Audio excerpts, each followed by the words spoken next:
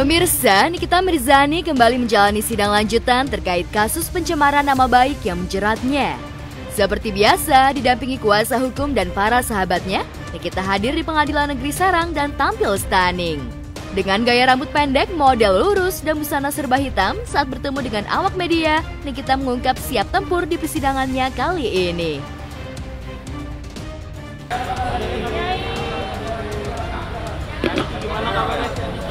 Niki, apa kabar? Hari ini outfitnya hitam-hitam nih Kak Niki. Masih stunning terus. Gimana kabarnya Kak Niki? Ya, baik. Siap ketemu Dito Kak Niki? Siap bertempur. Maaf. Diketahui sebelumnya, Nikita dilaporkan Dito Mahendra yang merupakan kekasih dari Nindi Ayunda terkait kasus pencemaran nama baik pada 16 Mei 2022. Buntut dari laporan tersebut, Nikita pun ditetapkan sebagai tersangka dan ditahan di Rutan Serang sejak 25 Oktober 2022.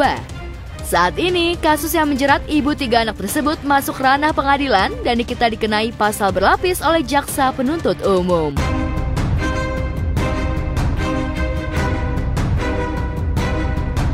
Alih-alih Nikita siap bertempur menghadapi pelapornya, Majelis Hakim Pengadilan Negeri Serang justru kembali menunda sidang Nikita Mirzani lantaran Dito selaku saksi korban kembali tidak datang di persidangan.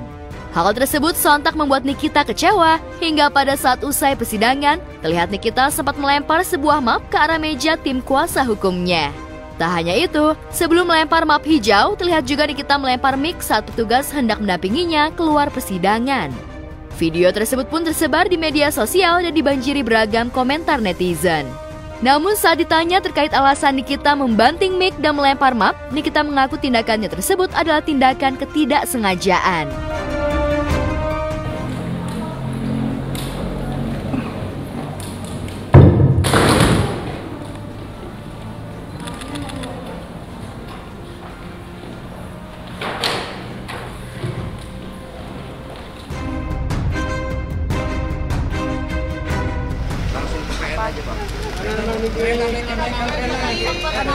Hah?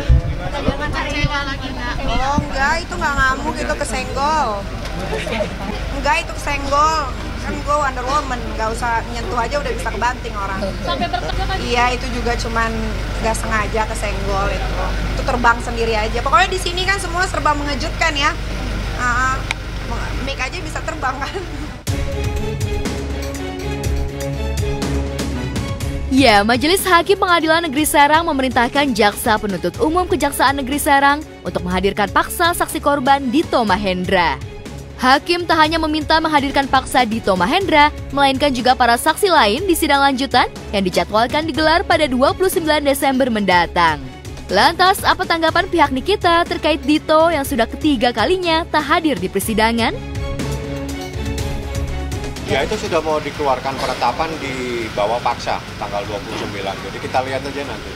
Kalau tanggal 29 tidak ada dan tidak dibawa paksa, ya sudah, ini berarti kacau ini proses hukumnya. Ya. Karena Anda bisa ngelihat tadi, hakim sudah menetapkan, memerintahkan 2 orang dipanggil paksa. Hairul dan Mahendra Dito. Mana masalah, udah biasa kalau di tangguhannya dikabulin berarti udah bersih hatinya. Mengupdate hasil dari sidang tanggal hari ini, bahwa sidang hari ini tadi, pertama, agendanya masih tetap pemeriksaan bukti berupa saksi yang diajukan oleh penuntut umum.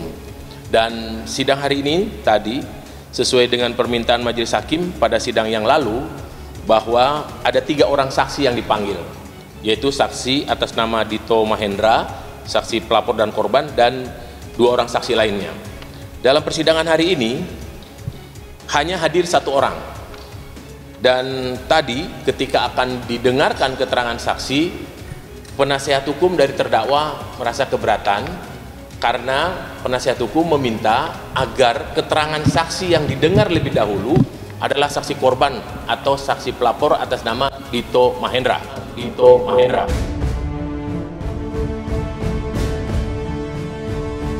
Kepada pihak Majelis Hakim, tim JPU mengungkap kekasih Nindi Ayunda tersebut tak bisa kembali hadir di persidangan lantaran masih sakit. Namun menurut hakim, keterangan sakit tersebut bukan alasan seseorang tak bisa menghadiri persidangan, terlebih keterangannya sangat dibutuhkan di persidangan. Lantas, apa tanggapan pihak Nikita terkait permintaan majelis hakim agar Dito dijemput paksa untuk sidang selanjutnya jika kembali tak hadir? Ini sebuah bentuk pelecehan terhadap lembaga yudikatif, ya, termasuk juga melecehkan jaksa penuntut umum. Bagaimana seorang jaksa penuntut umum yang sudah menyidangkan perkara ini tapi tidak mampu menghadirkan saksi pelapor dengan alasan yang sangat tidak rasional. Jadi ini satu. Yang kedua, jelas marah majelis hakim karena merasa dipermainkan. Wajar kalau majelis hakim memerintahkan supaya dibawa paksa pada tanggal 29. Anda ikutin, 29 harus datang dengan dibawa paksa. Itu perintah dari majelis hakim tadi.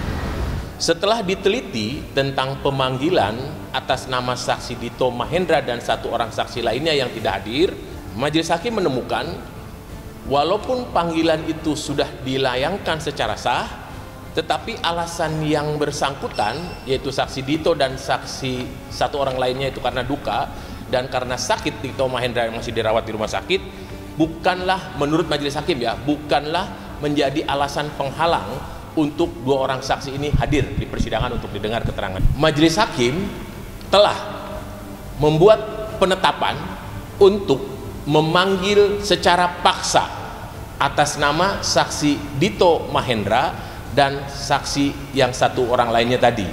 Nah, itu akan dilakukan pemeriksaannya pada hari Kamis tanggal 29 Desember 2022.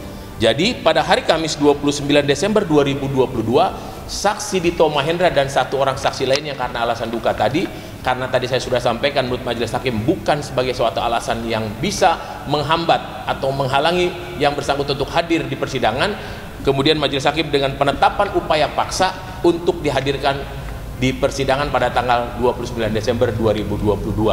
Tetapi majelis hakim tetap menghimbau atau meminta melalui penuntut umum agar saksi Dito Mahendra dan saksi yang tadi satu orang lagi yang karena duka untuk secara sukarela hadir, ya. Tapi walaupun bagaimana tetap majelis hakim sudah mengeluarkan statement atau mengeluarkan penetapan di persidangan bahwa akan dilakukan secara paksa. Meski sudah 3 kali mangkir, namun jejak Dito hingga saat ini belum diketahui. Kabar terakhir perihal sakitnya ialah Dito mengalami sakit demam berdarah dengue. Begitu juga dengan kekasih Dito, Nindi, yang jika ditelusuri dari Instagramnya, tak terlihat tanda-tanda Nindi menjenguk Dito. Melalui akun Instagram story terbarunya, Nindi justru mengunggah ulang video-video lucu Bunda Korla. Terlihat Nindi menulis caption dan merasa terhibur dengan video tersebut. Bahkan Nindi juga sempat terlihat asyik merawat diri di salon. Anak lagi sakit DBD katanya trombositnya nggak naik-naik, mudah-mudahan tambah turun. Sakitnya sudah dijelaskan bukan sakit yang menyebabkan seseorang tidak bisa melakukan aktivitas. Itu sudah dijelaskan sama majelis hakim sehingga majelis hakim menganggap bahwa ini sakitnya adalah sakit-sakitan. Makanya diperintahkan bawa paksa pada tanggal 29. Tidak ada alasan lagi. Ini juga untuk menjaga marwah daripada institusi kejaksaan yang dibuat main-main seperti ini. Tidak boleh seperti ini. Tidak ada satupun orang yang bisa mempermainkan sebuah lembaga negara, termasuk saksi ini. Itu saja.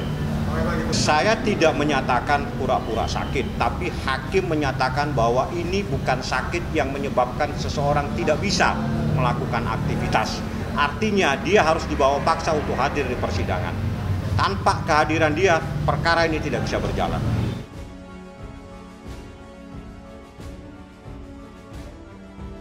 Kecewa dan marah jelas dirasakan dan terlihat saat Nikita tiba-tiba saja terlihat membanting mic dan melempar sebuah map usai persidangan, mengingat pada sidang-sidang sebelumnya Nikita begitu terlihat santai. Dalam momen tersebut memang Nikita tak terlihat mengeluarkan sepatah kata pun, hanya melalui gerakan tersirat Nikita kecewa.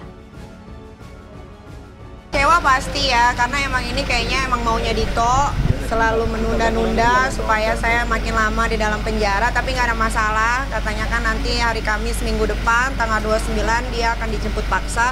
Mudah-mudahan itu terrealisasikan penjemputan paksa itu ya, karena kan katanya harus pakai mobil polisi juga. Jadi saya juga mau lihat bagaimana kinerja polisi Serang bisa menjemput paksa seorang Dito Mahendra. Ya mungkin kekecewaannya karena dia sudah sangat berharap, karena kan minggu lalu sama-sama mendengar bahwa hari ini adalah hari terakhir untuk JPU menghadirkan saksi, tetapi lagi-lagi JPU gagal. Ya wajar lah kecewa. Kalau menurut Niki kan, ya lagi-lagi saudara terlapor nggak memberikan muka kepada aparatur negara di Serang ini. Kok kayak main-main gitu. Sudah membuat geger se-Indonesia, sudah berhasil lah memenjarakan Nikita, tapi ingat ya, belum tentu Nikita itu kan bersalah. Kalau sekedar memenjarakan orang dengan cara seperti ini, masyarakat bisa nilai semualah.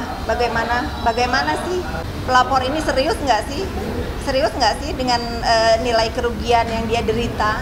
Ingin mengungkapkan kepada majelis hakim ya, Bang Pami ya, serius nggak sih? Itu aja sih, ya Niki mungkin kecewanya di situ aja.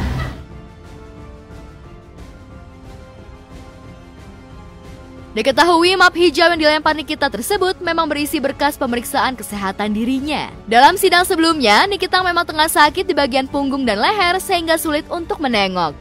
Sebelumnya, Nikita merasa dipersulit pengobatannya oleh pihak JPU. Pihak Nikita sendiri sejak Nikita mengalami sakit dan harus menjalani terapi, meminta untuk penangguhan penahanan namun belum dikabulkan. Nah, kemudian untuk proses penangguhan penahanan, tadi juga sempat ditanyakan oleh saudara terdakwa dan penasihat hukumnya.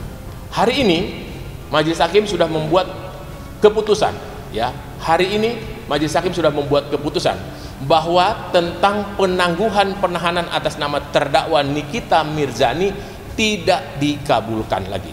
Jadi tidak ada lagi permintaan dan permohonan. Tadi sudah saya konfirmasi, Majelis Hakim sudah memutuskan bahwa untuk proses penangguhan atas nama terdakwa Nikita Mirzani tidak dikabulkan. Bukan ditolak, Majelis Hakim masih mempertimbangkan, dan itu memang pasti seperti itu. Majelis Hakim mungkin belum memeriksa para saksi, belum memeriksa para korban dan bukti-bukti sehingga dia bisa mengambil sikap. Tapi Majelis Hakim sudah menyatakan hak-hak daripada Niki akan diberikan. Misalnya perlu perawatan, perlu ke dokter, perlu pembantaran, pasti akan dilakukan. Kondisi Nikita dikabarkan juga sempat memburuk dan mengalami pingsan saat di rutan. Sebetulnya saya bisa memahami kekecewaan Nikita. Mungkin rekan-rekan belum tahu sekarang apa kondisi Nikita, tapi tadi malam saya dan Bang Aji juga kembali ditelepon oleh pihak dari rutan bahwa Nikita lagi-lagi jatuh pingsan. Artinya ini kan memang benar-benar Nikita ini dalam keadaan tidak baik-baik saja. Kalau misalnya terjadi apa-apa dengan Nikita di dalam rutan dan tidak diberikan kesempatan untuk haknya melakukan pengobatan yang baik, kita bisa bayangkan bagaimana nanti resikonya buat kita, buat aparat penegak hukum lah. Toh kan kita punya hak yang sama dengan tahanan lainnya. Kalau misalnya ada sebagian berpikir, oh Nikita pura-pura sakit, masa iya sakit berkali-kali pingsan di dalam rutan? Kan nggak mungkin dong. Udah dari hasil labnya juga kan udah ada, dari keterangan dokter juga sudah ada, referensinya dari dokter juga sudah ada. Lagi-lagi benar kata Bang Aji tadi, kami sebagai pihak keluarga akan menjamin kalau misalnya dikhawatirkan Nikita tidak kooperatif datang untuk ke persidangan, itu tidak mungkin terjadi. Yang terjadi kan malah yang sebelah ya, berkali-kali dipanggil tidak hadir, ya itu biarkan aja menjadi kuasa hukumnya Nikita untuk menolak ya. Menurut saya juga memang udah bagus seperti itu.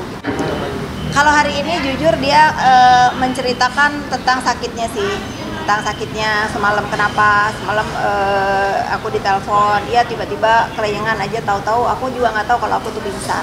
Memang sakit banget, kepala akhir-akhirnya tambah sakit, dan dia memang ingin sekali melakukan terapi, dan itu sudah diakui kan oleh dokter yang merawat kita di sini bahwa alat yang ada di Serang ini memang kurang pas buat Nikita. Nggak ada, cuman dia tadi bicara, dia sudah tahu kalau saudara pelapor nggak akan hadir lagi seperti biasa. Ya mungkin ini bentuk dari menurut Nikita ya. Kalau dibilang arogansi mungkin bisa juga ya. Atau memang kalau sakit juga kan hakim sudah bicara juga. Saya juga pernah kena DB, betul sekali, itu 10 hari itu saya udah sehat sekali. Ya kita lihat aja lah minggu depan, tapi benar kata Nikita, mudah-mudahan upaya menghadirkan para saksi minggu depan itu sesuai dengan instruksi dari Bapak Hakim yang terhormat agar dijemput paksa. Ya, aku pribadi mau mengucapkan terima kasih buat Bapak Hakim yang mulia beserta timnya sudah mengizinkan aku untuk berobat. Ternyata masih ada yang punya perasaan di sini, yaitu kecuali jaksa ya. Itu aja. Iya, kalau itu sama Pak Edward tuh selalu dipersulit saya kalau mau ke rumah sakit, bilangnya pura-pura terus gitu sampai bener-bener sakit banget, baru kemarin akhirnya bisa dirujuk dan akhirnya dia sendiri pun melihat hasilnya, ternyata betul di daerah tulang belakang itu terjadi pengapuran yang mengakibatkan ada tulang tumbuh dan penyempitan sehingga peredaran darah dari leher ke kepala saya tidak berfungsi dengan baik sebelah kiri gitu. Mungkin harus lumpuh dulu kali baru orang Serang ini mau membantarkan saya kali atau tunggu gimana dulu saya nggak tahu, itu cuman dia sama Tuhan yang tahu. Ya, ini sangat tidak adil ya, apalagi Niki punya anak 3 dan dia sudah sampaikan, bahkan rekomendasi dokternya juga sudah saya sampaikan, makanya kami akan mengajukan permohonan supaya Niki bisa dilakukan pembantaran sebagaimana yang diminta oleh hakim. Hak-hak Niki sebagai seorang terdakwa itu akan dipenuhi. Misalnya dia perlu pembantaran, silakan ajukan, makanya kami akan ajukan. Jadi itu yang kami akan lakukan secara hukum, yang jelas tidak ada lagi kata tidak bisa hadir. Harus dibawa paksa untuk hadir di persidangan. Selama saksi korban tidak bisa hadir, sidang ini tidak akan bisa diteruskan. Yang terakhir kalau nggak salah beberapa minggu lalu ya, nih kita kan memang ada sakit, dilarikan ke rumah sakit. Memang dari pihak hakim kalau nggak salah memberikan waktunya sampai kalau nggak salah sampai jam 3 apa 4 sore gitu. Tapi memang dalam keadaan itu nih kita belum kuat untuk kembali ke rutan. Mungkin ada pemaksaan dari pihak JPU untuk segera nih kita kembali ke rutan walaupun keadaan kita belum sehat benar. Sekecil apapun keluh kesah ataupun permasalahan dari seorang terdakwa maupun tersangka itu harus betul-betul difasilitasi dan diakomodir. Bukan justru sebaliknya mereka memberikan meragukan kondisinya, keadaannya. Ini fakta loh sekarang. Niki itu sakit parah. Lantas, apa langkah pihak Nikita selanjutnya untuk menghadapi persidangan mendatang? Benarkah pihak Nikita siap meminta hakim untuk tegas membuat keputusan jika pada sidang mendatang pihak Dito kembali tak dihadirkan?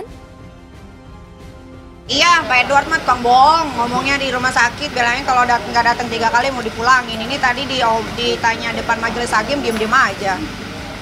Ya pokoknya di sini mah mereka suka-suka aja lah, selama saya bukan membunuh, teroris, korupsi, nggak akan ada yang malu keluarga saya. Selama saksi korban tidak bisa dihadirkan, proses persidangan ini jangan diteruskan. Aturannya harus yang dipanggil itu, yang diperiksa adalah saksi korban. Itu sesuai dengan KUHAP. Tidak ada lagi, KUHAP-nya sampai detik ini masih berlaku. Tidak ada yang bisa tabrak ini KUHAP. Tidak boleh ditabrak, tidak boleh direkayasa, KUHAP-nya masih berlaku sampai saat ini. Ya bagi saya itu jaksanya yang harus menjawab. Sehingga ini adalah kewajiban jaksa untuk menghadirkan seorang saksi korban. Jadi dia itu saksi korban karena dia yang lapor. Kenapa dia membuat ketidakhadiran seperti ini? Ini kan sama saja melecehkan institusi daripada kejaksaan. Itu saja, jaksa harus bisa menghadirkan, tapi kenapa seperti ini kasusnya? Kejadiannya seperti ini, berkali-kali tidak bisa hadir dengan alasan yang tidak rasional. Hari ini memang dihadirkan satu saksi, mudah-mudahan minggu depan satu saksi ini bisa bergabung dengan saksi lainnya untuk segera dimintai keterangan oleh kita semua, oleh pihak majelis hakim dan Bang Fahmi. Nah, saya tadi menjelaskan ke majelis hakim, tidak perlu ada tafsir lagi terhadap KUHAP. KUHAP-nya masih ada, masih berlaku, dan pasal 160 itu jelas. Yang pertama kali diperiksa adalah saksi korban. Yang pertama, tidak ada yang kedua. Artinya tidak bisa proses hukum ini berjalan kalau tidak saksi korban diperiksa. Dan ini adalah delik aduan absolut. Artinya tidak bisa tanpa ada korban diperiksa. Selama korban tidak akan datang, persidangan ini tidak akan bisa bergulir, tidak akan bisa berjalan.